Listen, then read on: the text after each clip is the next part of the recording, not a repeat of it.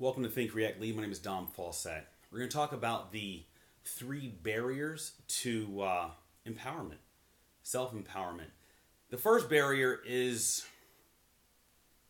your comfort level, the desire for, let's call it job security or just security as a whole.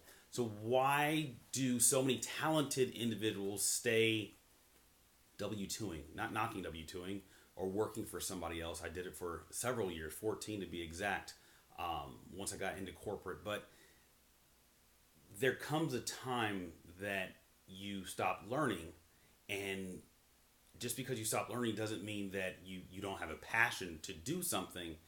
But some people hit a certain income level, and that income provides a certain blanket of security for where you are in life, items you've purchased, which you've worked hard to get to where you're at. But what about working harder to get to where you want to go?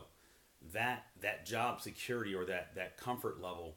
And I talked about in a previous video becoming familiar with the unfamiliar. You see, many of you push yourself through high school and college and you get your master's, some of you your PhD, and there's a syllabus with that. Well, after decades of having a syllabus to get you to where you wanted to go, now you have to operate off your gut or intuition to follow your passion, really engage into your purpose, and fear sets in. Fear of the unknown, fear of where do I go from here? How do I go from here? The second barrier is going to be, what was it? I had this stuff memorized. Resistance, there we go. Resistance to change. See, we talked about familiar and understanding or being comfortable with the unfamiliar, but unfamiliarity and being resistant to change are two completely different worlds. One is your fear of the unknown, as we've stated previously, but your resistance to change. I was talking to a buddy of mine via text, Joe, actually, and he's got this canning ability to pivot immediately as it relates to business. He pivots so quick, and the ability to pivot when things aren't going well in your relationship or with your business or your partnerships or your work, right? So I followed my passion to being on stage long time ago, but the topics that I was covering weren't in line with where I wanted to go, so I had to pivot. And I've pivoted countless number of times to get to where I'm at now, which brings me to deliver messages about vulnerable leadership. But it took getting to a point where resistance wasn't in my heart. It wasn't in my vocabulary. I was able to bridge the gap between my mind and my heart, as I will always continue to say that bridging the gap between your mind and your heart is extremely important.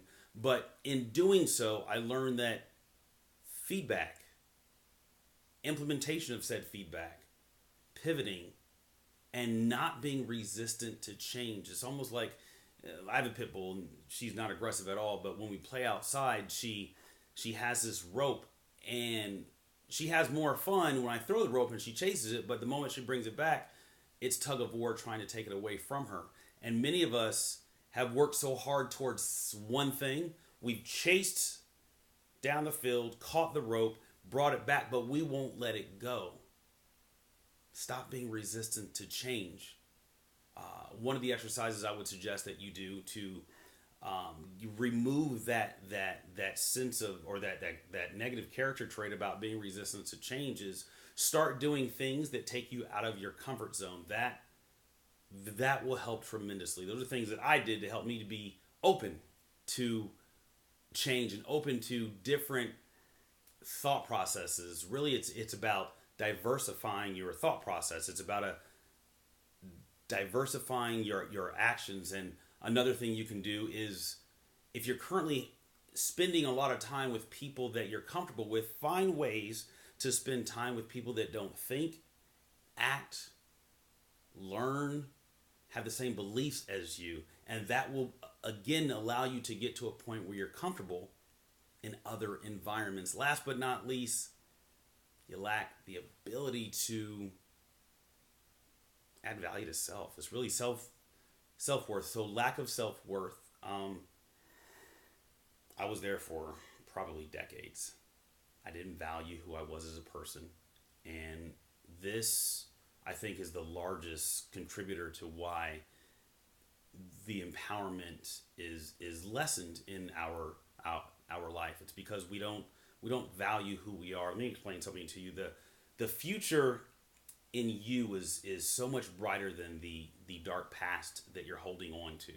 And if you would just take a little bit of time and write down everything that you're good at, and you might only come up with one thing, but if you write down those things that you're good at on one side of the paper, and then on the other side, write down all the things that you're horrible at. Write down all the things that they said you can't do, whoever they is, right? Write down all of those things, and I want you to just rip that paper down the middle, and the side with all the negativity, the adversity, ball that up, rip it up, shred it, burn it, preferably not indoors, and just allow that to be gone, and just focus on the thing that you're good at. Again, my name is Dom Fawcett with Think React Lead. If this video has added value to you, please share it. And again, this is the 3 barriers to empowerment. Have a good night, and we'll talk to you soon.